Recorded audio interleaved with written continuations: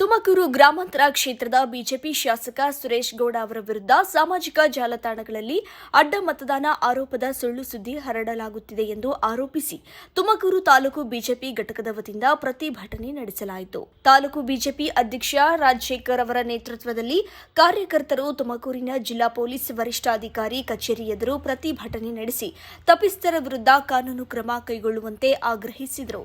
ಇತ್ತೀಚೆಗೆ ಫೇಸ್ಬುಕ್ ಸೇರಿದಂತೆ ಸಾಮಾಜಿಕ ಜಾಲತಾಣಗಳಲ್ಲಿ ಎಐ ತಂತ್ರಜ್ಞಾನ ಬಳಸಿ ಸೃಷ್ಟಿಸಲಾದ ಚಿತ್ರಗಳನ್ನು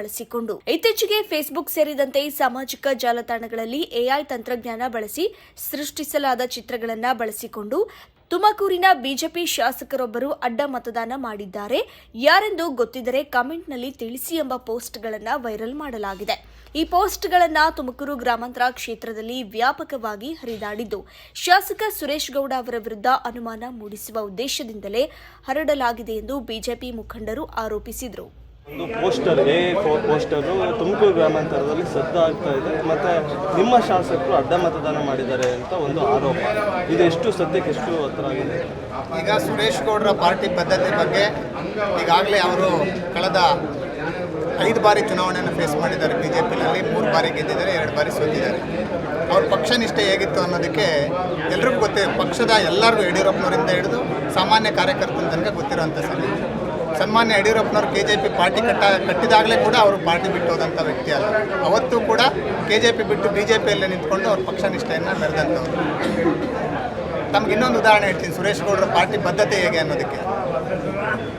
ಅವರು 2018ರಲ್ಲಿ ಜಿಲ್ಲಾ ಪಂಚಾಯತ್ ತಾಲೂಕು ಪಂಚಾಯತ್ ಚುನಾವಣೆ ನಡೀತಾ ಇರುತ್ತೆ. ಚುನಾವಣೆ ಮತದಾನಕ್ಕೆ ಒಂದು ದಿವಸ ಮುಂಚೆ ಅವ್ರ ತಂದೆ ತೀರ್ಕೊಳ್ತಾರೆ.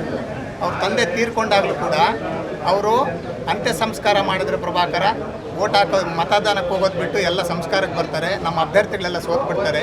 ಹಾಗಾಗಿ ನಾವು ಒಂದು ದಿವಸ ಪೋಸ್ಟ್ಪೋನ್ ಮಾಡೋಣ, ಶವನ ಹಾಸ್ಪಿಟ್ಲಲ್ಲೇ ಉಳಿಸೋಣ ಅಂತ ಹೇಳ್ಬಿಟ್ಟು ನಿರ್ಣಯ ಮಾಡಿ ಆಸ್ಪತ್ರೆಯಲ್ಲೇ ಉಳಿಸ್ತಾರೆ. ಎಂಥ ನೋವಿನ ಸಂಗತಿ ನೋಡಿ.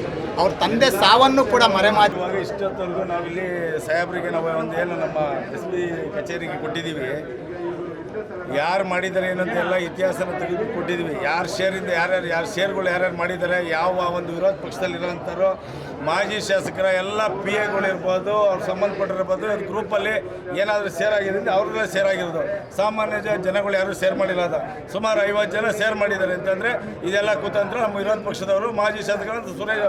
ಮಾಜಿ ಶಾಸಕರಾದಂಥ ಗೌರಿಶಂಕರ್ PAಗಳು ಮಾಡಿರೋ ಕೆಲಸ ಇದು.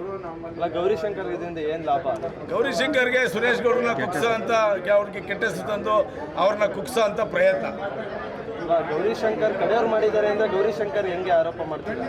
ಗೌರಿಶಂಕರ್ ಅವರು ಪ್ರಚೋದನೆ ಇಲ್ದಾನೆ, ಈಗ ಒಂದು ಮನೆಯಲ್ಲಿ ಒಬ್ಬ ಮೇಟಿ ಇಲ್ದಾನೆ ಮನೇಲಿ ಅಲ್ಲಾಡ್ತಾರ. ಒಂದು ಮಕ್ಕಳು ಸ್ಕೂಲ್ಗೆ ಹೋಗ್ತಾರೆ ಅಂದರೆ ಅವ್ರ ಅಪ್ಪ ಅಮ್ಮ ಎಳೆತನ ಹೋಗ್ತಾರೆ. ಹಂಗೆ ಅವರು ಒಬ್ಬರು ಮೇಟಿ ಅಂತ ಅವ್ರ ಮೇಟಿಗಳು. ಈ ದಿವಸ ನಾವು ಏನು ನಮ್ಮ ಹೆಮ್ಮೆಯ ಶಾಸಕರು ತುಮಕೂರು ಗ್ರಾಮಾಂತರ ವಿಧಾನಸಭಾ ಕ್ಷೇತ್ರದಿಂದ ಆಯ್ಕೆಯಾಗಿರ್ತಕ್ಕಂಥ ಶಾಸಕರ ಬಗ್ಗೆ ಇಲ್ಲ ಸಲ್ಲದ ಆರೋಪವನ್ನು ಮಾಡಿ ಏನು ಕಿಡಿಗೇಡಿಗಳು DC ಗೌರಿಶಂಕರ್ ಅವರ ಆಪ್ತ ಬಳಗದಲ್ಲಿರ್ತಕ್ಕಂಥವ್ರು ಏನು ಈ ಪೋಸ್ಟನ್ನು ಹಂಚಿಕೊಂಡಿದ್ದಾರೆ, ಅವರ ವಿರುದ್ಧ ಸೂಕ್ತವಾದ ಕ್ರಮ ಕೈಗೊಳ್ಳಬೇಕಂತೇಳಿ ನಾವು ತುಮಕೂರು ಗ್ರಾಮಾಂತರ ಮಂಡಲ ವತಿಯಿಂದ ಈ ದಿವಸ ಎಲ್ಲ ಕಾರ್ಯಕರ್ತರು, ಮುಖಂಡರು, ನಮ್ಮ ಭಾರತೀಯ ಜನತಾ ಪಕ್ಷದ ಏನು ತುಮಕೂರು ಗ್ರಾಮಾಂತರ ಘಟಕ ಇದೆ, ಎಲ್ಲರೂ ಬಂದಿದ್ದೀವಿ. ಇದು ಕೇವಲ ಒಂದು ಮನವಿ ಅಷ್ಟೇ. ಇದೇನಾದರೂ ಅವರ ಮೇಲೆ ತನಿಖೆಯನ್ನು ಮಾಡಿ ಸೂಕ್ತವಾದ ಕ್ರಮ ಕೈಗೊಳ್ಳದಲ್ಲಿದ್ದರೆ ನಾವು ಉಗ್ರವಾದ ಹೋರಾಟವನ್ನು ಸಹ ಮಾಡ್ತೀವಿ ಅಂತೇಳಿ ಮಾನ್ಯ ಸೂಪರಿಂಟೆಂಡೆಂಟ್ ಪೊಲೀಸ್ ಅವರಿಗೆ ಮಾಹಿತಿಯನ್ನು ನೀಡಿದ್ದೇವೆ. ಅದೇ ರೀತಿ ನಮ್ಮ ಶಾಸಕರ ಬಗ್ಗೆ ನಮಗೆ ಸುಮಾರು 30 ವರ್ಷಗಳಿಂದ ನಮಗೆ ಅವರ ಬಗ್ಗೆ ಅಪಾರವಾದ ನಂಬಿಕೆ ಇದೆ. ಅವರು ಭಾರತೀಯ ಜನತಾ ಪಕ್ಷದ ನಿಷ್ಠಾವಂತ ಒಬ್ಬ ಕಾರ್ಯಕರ್ತರಾಗಿ ಕೆಲಸವನ್ನು ಮಾಡ್ತಾ ಇದ್ದಾರೆ. ಅವರು ಯಾವುದೇ ರೀತಿಯಲ್ಲಿ ಅಂದರೆ ಭಾರತೀಯ ಜನತಾ ಪಕ್ಷ ಒಂದು ಕಾಲದಲ್ಲಿ 1-2 ಹೋಳಾಯಿತು, KJP ಸಹ ಆಯಿತು. ಆ ಸಮಯದಲ್ಲೂ ಸಹ ಅವರು ಭಾರತೀಯ ಜನತಾ ಪಕ್ಷದಲ್ಲಿ ಸುಳ್ಳು ಮಾಹಿತಿ ಹಾಗೂ ನಕಲಿ ಚಿತ್ರಗಳನ್ನು ಸೃಷ್ಟಿಸಿ ಸಾಮಾಜಿಕ ಜಾಲತಾಣಗಳಲ್ಲಿ ಹರಿಬಿಟ್ಟಿರುವ ಕಿಡಿಗೇಡಿಗಳ ವಿರುದ್ಧ ತಕ್ಷಣ FIR ದಾಖಲಿಸಿ ಬಂಧಿಸಬೇಕು ಎಂದು ಪ್ರತಿಭಟನಾಕಾರರು ಒತ್ತಾಯಿಸಿದರು. ಈ ಸಂಬಂಧ ಪೊಲೀಸ್ ಇಲಾಖೆಗೆ ದೂರು ಸಲ್ಲಿಸಿರುವ ಬಿಜೆಪಿ ಕಾರ್ಯಕರ್ತರು ಸಾಮಾಜಿಕ ಜಾಲತಾಣಗಳ ದುರುಪಯೋಗ ತಡೆಗಟ್ಟಲು ಕಟ್ಟುನಿಟ್ಟಿನ ಕ್ರಮ ಕೈಗೊಳ್ಳುವಂತೆ ಮನವಿ ಮಾಡಿದ್ದಾರೆ.